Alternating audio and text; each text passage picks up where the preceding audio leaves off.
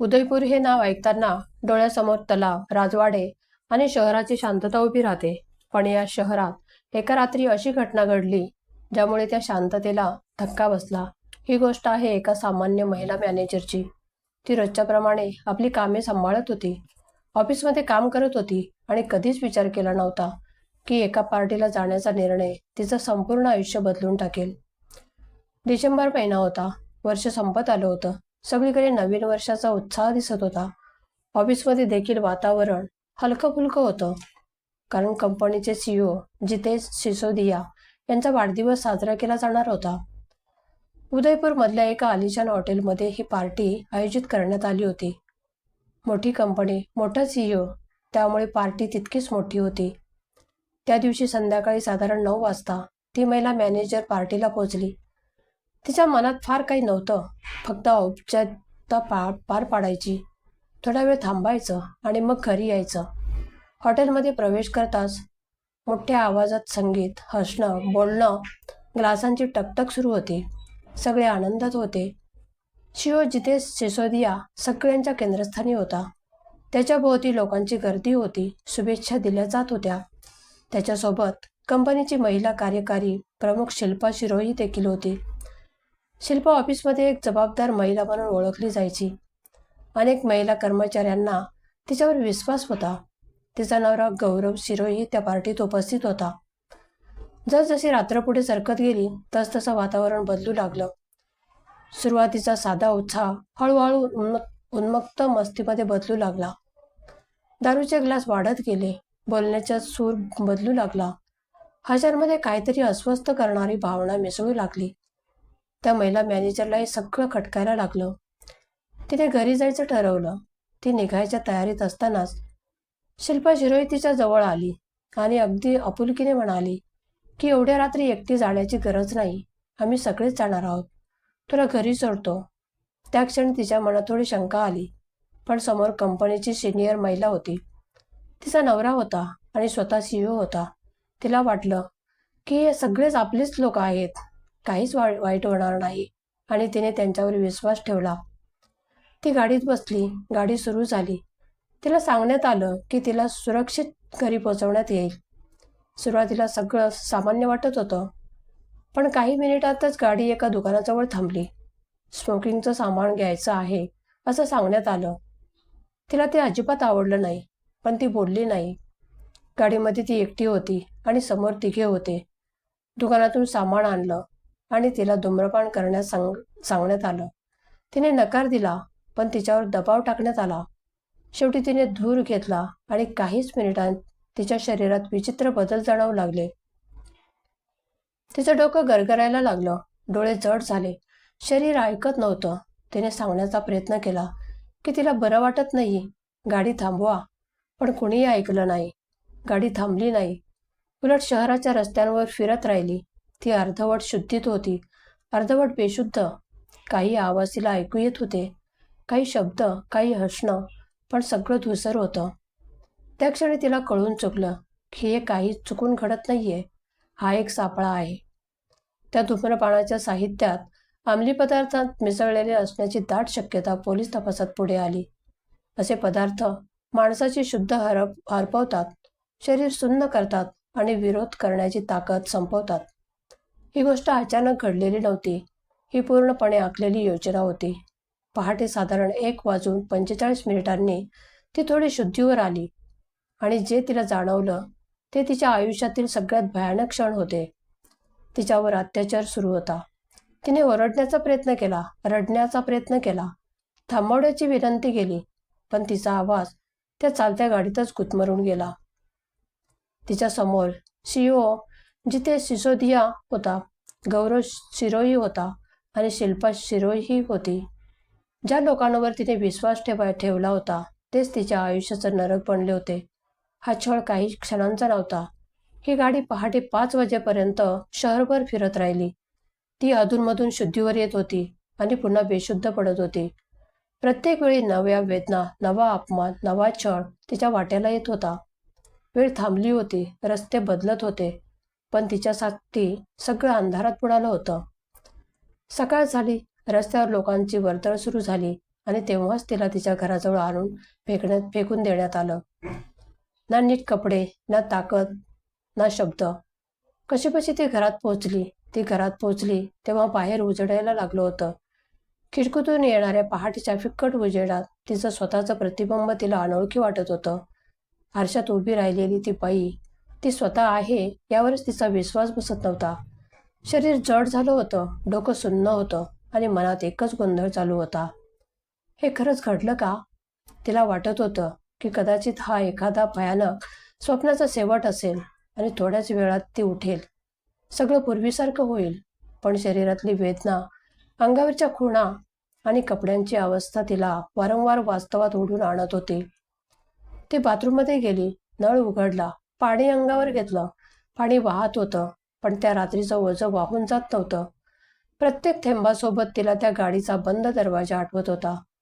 ते आवाज आठवत होते, ते हसणं आठवत होतं. पाणी जास्त वेळ अंगावर घेत राहिली, पण जणू त्याने सगळं पुसून टाकता येईल असं पाणी थांबलं आणि आठवणी तिथेच होत्या. तिने कपडे बदलले, पण अंगाला चिकटलेली घाण फक्त बाहेरची नव्हती, ती आत खोलवर बसलेली होती. ती बेडवर बसली, डोकं दोन्ही हातात धरून बराच वेळ तशीच बसून राहिली. रडू येत होतं, पण डोळ्यांतून अश्रू येत नव्हते. एक विचित्र शांतता होती, जी अजून जास्त भीतीदायक होती. पहिला दिवस गेला. फोन वाजत होता. ऑफिसमधून मेसेज येत होते, आज येणार आहेस का? काल पार्टीला अचानक निघून गेलीस. तिने फोन उचलला नाही. कुणाला काय सांगायचं हेच तिला समजत नव्हतं. सीईओचं तिच्या आयुष्यात सगळ्यात मोठं संकट बनला होता. ऑफिस म्हणजे सुरक्षित जागा असते असं तिला वाटायचं, पण आता तोच ऑफिसचा विचार तिला घाबरवत होता. दुसऱ्या दिवशी शरीर आणखी दुखायला लागलं. जखमांची जाणीव वाढत गेली, पण त्याहून जास्त दुखत होतं ते मन, अपराध भाव. मी गाडीत का बसले? मी आधीच का निघून गेले नाही? मी विरोध का करू शकले नाही? हे सगळे प्रश्न तिच्या डोक्यात सतत घोळत होते. तिला स्वतःलाच दोष द्यायची सवय लागायला लागली होती. समाजातल्या अनेक बायकांसारखीच तीही नकळत स्वतःलाच आरोपीच्या पिंजऱ्यात उभी करत होती. तिसऱ्या दिवशी ती थोडी सावरली. डोकं जड होतं, पण एक गोष्ट तिच्या मनात स्पष्ट झाली, गप्पा बसायचं नाही.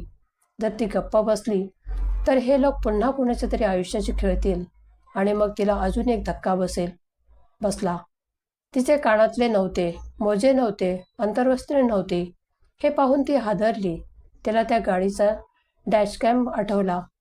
त्या आठवणीत तिच्या अंगावर काटा आला, पण त्याच क्षणी तिला जाणवलं, हाच एकमेव आधार आहे. कसं तरी तिने त्या गाडीतून ऑडिओ आणि व्हिडिओ रेकॉर्डिंग मिळवलं. ते ऐकल्यावर आणि पाहिल्यावर तिच्या पायाखालची जमीन सरकली.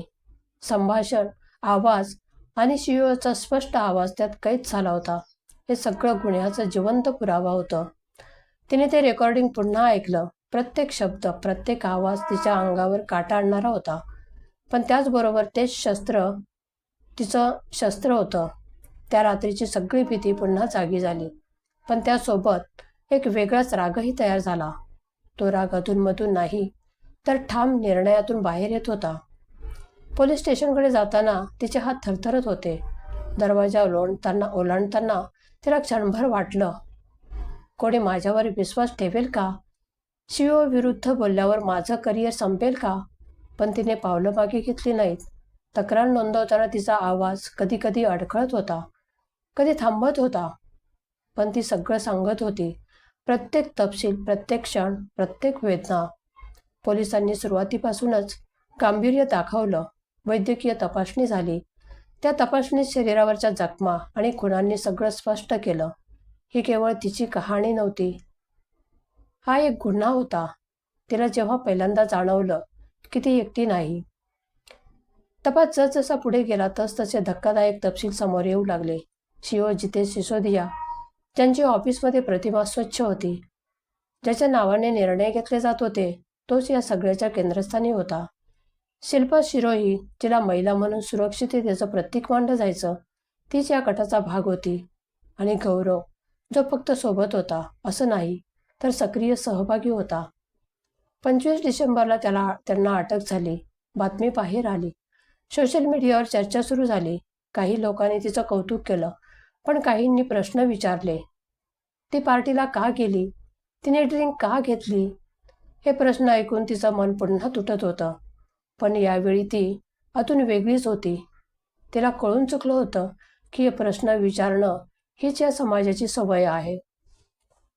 ऑफिसमधले काही लोक गप्प झाले. काहींनी पाठ फिरवली. पण काही महिला कर्मचाऱ्यांनी तिला मेसेज पाठवले. आम्हालाही असंच वाटायचं. तू बोललीस म्हणून आम्हाला बळ मिळालं.